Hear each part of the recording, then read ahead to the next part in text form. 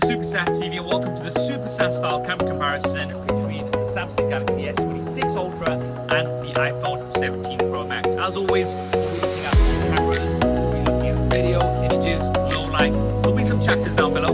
Let's get to it. Now, we're going to start by looking at some images from the primary cameras. As you can see, both take excellent photos with great detail and dynamic range. As always, Samsung tends to go for more punchy, more vibrant colors, whereas the iPhone tends to go for more of a neutral look. Now, we do have photographic styles on the iPhone, so you can dial in the look that you like. Personally, I do prefer a neutral look and then editing it after the fact if I like. Now, one advantage that the iPhone has that in good light by default, it does shoot at 24 megapixels.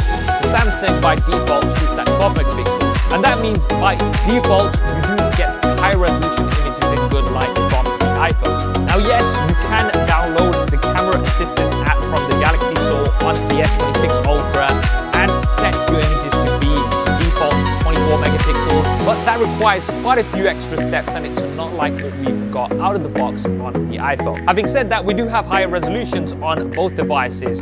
So on the iPhone, you've got a max of 48 megapixels, and if we compare this to 50 megapixels on the Samsung, you can see we've got lots more detail on both devices, but I do find that the Samsung is sharper. Now, Samsung does apply some post-sharpening to their images, but it does work in this instance very well. And of course, the Samsung does have a very high resolution 200 megapixel sensor, which means you can get a ton of detail. And moving on to low light images from the primary cameras, the first thing you'll notice from this image is that we don't have those lens flare balls on the S26 Ultra's image, whereas those are there on the iPhone. Now, Samsung does have new lenses for their cameras to reduce lens flare, and it really is working in this image. Having said that, although low light images were close in some instances, mostly I did find that I preferred low light images from the primary cameras of the iPhone. You can see this image here, it's sharper on the iPhone compared to the S26 Ultra. And once again on this image here, although the Samsung appears to be brighter, if you look at the detail on the bricks and on the slimes, you can see that the iPhone is a lot sharper. Now, it seems like in using a longer shutter speed on the Samsung, it is introducing some shade. With that wider f1.4 aperture, I was expecting better performance in low light. However, I would have to say that the iPhone is better overall. You can see this more on this super low light indoor shots. The iPhone has a brighter image, it's also sharper with the computer. Now let's take a look at the ultra wide camera. Hey, Julia, do you want to remind them about the handle comparison we're working on? You heard the man. We are working on a detailed comparison of the Samsung Galaxy S26 Ultra versus the iPhone 17 Pro Max, looking at everything else on the cameras. If you want to see that first, be sure to subscribe and tap that like button. So although both do decent in most situations, I did prefer Samsung overall. It was consistently sharper with more detail and dynamic range. Especially in this example, if you look towards the top of the image, the iPhone does have a lot of noise, whereas the Samsung has managed it better. And this is further demonstrated in low light images from the ultra wide cameras. You can see here that the Samsung is much sharper. Unfortunately, the iPhone's ultra wide camera is very soft in my experience, especially in low light. Here's another example. You can see the brick detail much better on the Samsung versus the iPhone. And finally, in this example here as well, much sharper on Samsung versus the iPhone, which is very, very soft. Now, both devices can take macro shots and they do a great job. You can focus in closer with the iPhone. The Samsung has some sharpening processing, which does tend to work in macro shots, and I think they both do really well. Now for the telephoto cameras. So we have a single telephoto camera on the iPhone. This gives you around 4 times optical zoom. On the Samsung, you have 2 optical zoom cameras, one at 3 times and the other at 5 times. Now we can shoot at 2 times zoom on both devices, and this is the equivalent of lossless zoom because it's using the middle part of the sensors, and they both seem to be doing really well. But when we get to 3 times zoom, this is where the optical zoom camera of the S26 Ultra kicks in, and it gives you a sharper result. This is something that we can clearly see when we go to 200%. Now this is going to go all the way up to around 3.9 times, but when we hit 4 times optical zoom, this is where the optical zoom camera of the iPhone kicks in, and it's going to give you a sharper result. Now this is going to carry on all the way up to around 4.9 times until we hit 5 times zoom, when the 5 times optical zoom camera of the Samsung kicks in. And when we compare the 4 times zoom camera of the iPhone versus the 5 times zoom camera of the Samsung, things are very, very close. And one thing you will notice is that although we have 4 times versus 5 times, the iPhone is slightly closer, and that's because they're both using different focus. Now what about extended zoom? If we go to around 10 times, you can see that Samsung is doing a better job at giving you the exceeding results. Even if we go to the maximum zoom of the iPhone at 40 times and compare it with the Samsung is still doing better. Now granted, it looks like Samsung is using some AI to enhance the image, not as much as what we've seen on other devices, but nevertheless, it's doing a better job. You can go all the way up to 100 times on Samsung. This is something that I don't tend to use too much, but hey, the option is there. Now, although the extended zoom is better on the Samsung in good light, as soon as you go to low light, things go in iPhone's favor. And this is despite the fact that we now have a wider aperture on the front camera of Samsung. And although I would say it's better compared to the S25 Ultra, it's still not as good as the results that we get on the iPhone. So you can see at around 10 times as well as around 20 times, the iPhone is just giving an overall cleaner result. Samsung's really trying hard on that sign, but struggling. Just to test this further, I tried to take a photo of this sign, and once again, when we go to 20 times, Samsung's really trying to apply AI to the text, and doing so is actually making it harder to read, whereas the iPhone, I can actually read that text very clearly. So although extended zoom is better on the Samsung in good light, low light, the iPhone is better. Now, we actually had somewhat of a moon when I was doing this test, so of course I took some pictures of the moon, and on the iPhone I had to tap and kind of swipe down. On the Samsung, it notices that it's the moon and it uses AI to enhance the image, and it gives you a much better result. So if you like taking pictures of the moon, go for the Samsung. Now let's take a look at portraits. I think both of these devices take excellent portraits. Here we are from the primary cameras, but the Samsung does have that dedicated 3 times optical zoom camera. So if we do compare portraits at 3 times on both devices, you'll notice that the Samsung has a sharper result. Although it is pretty bright, and I would say that the black on my jacket is more accurate on the iPhone. Now, the best portraits are using the optical zoom cameras on both devices. Here we're using the 4 times zoom on the iPhone versus the 5 times zoom on the Samsung. And you can see that both are doing excellent. They've even got those wisps of my hair on the top. And both are doing good in this example, but the edges are better on the Samsung. The iPhone has sort of missed out a bit in between my arms, and it's also made a bit of an error on the side of my ear. But the Samsung is brighter, and in doing so, it has clipped ever so slightly my shiny forehead. Now, I'm sure Samsung has done some work to reduce this because it is doing better compared to previous generations, but it's still not doing as good as the iPhone when it comes to maintaining that dynamic range. Now, I really wanted to see which one of these has the best edge detection. So here we looked at a side profile shot just to test out my beard.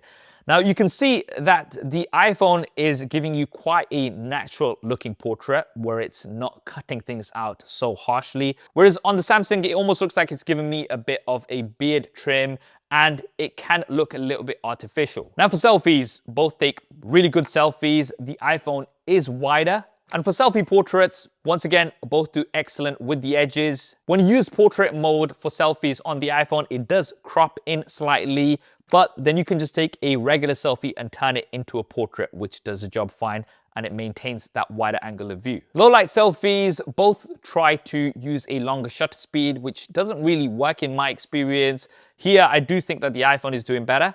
And we can use the selfie flash on both devices where it illuminates the screen, and these are the results. Now, one advantage for selfies that the iPhone has is that it has a new square sensor, what Apple call a center stage camera. And this means that you can take both portrait and landscape images without having to rotate your phone. And this works really well. Now, before we move to video, we have to talk about the AI features that Samsung offers because they are some of the best out there. Now, you might already know that there is simply no competition when it comes to cleanup on the iPhone versus generative edit on the Samsung. Although cleanup on the iPhone can work somewhat when it's something basic like this, as soon as you've got something more complicated, it really struggles. Now, I really hope this is going to change with the Gemini partnership that's supposed to be coming up soon.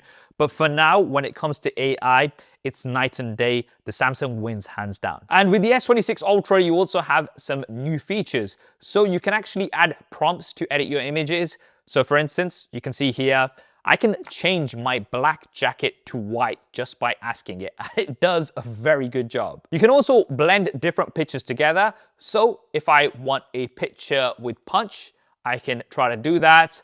And although it does give me a result, it's not the best result, but nevertheless, this is something that the iPhone simply can't do. Right now, let's take a look at the video.